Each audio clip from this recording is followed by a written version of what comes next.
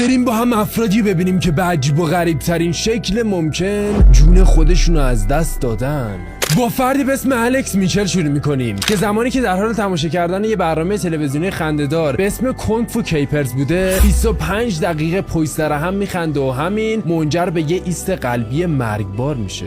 مردی به اسم اریک بارسیا سعی کرده بوده یه طناب برای پرش بانجی جامپینگ خودش بسازه و بعد از اون یه تصمیم واقعا احمقانه میگیره. اون این کارو روی پل راهن کنار خونش آزمایش میکنه، اما به دلیل بلند بودن طنابش اون از بالای پل راهن سقوط میکنه و با یه ضرب خیلی زیادی جون خودش از دست میده.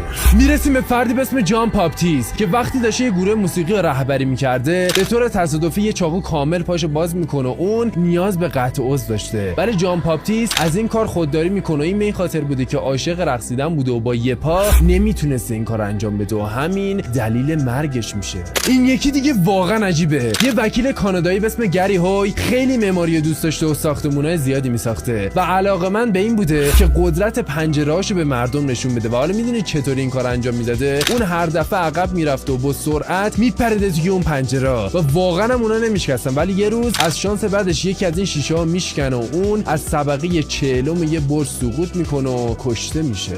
و در آخر زنی به اسم فگلیو مخانتزیانو که به خاطر حمله قلبی مرده اعلام میشه، ولی توی مراسم تشییع جنازه خودش از خواب بیدار میشه و وقتی میبینه بقیه براش مراسم تشییع جنازه گرفتن یه شوک خیلی بزرگ بهش وارد میشه و توی تابوت خودش به خاطر حمله قلبی جون خودش از دست میده.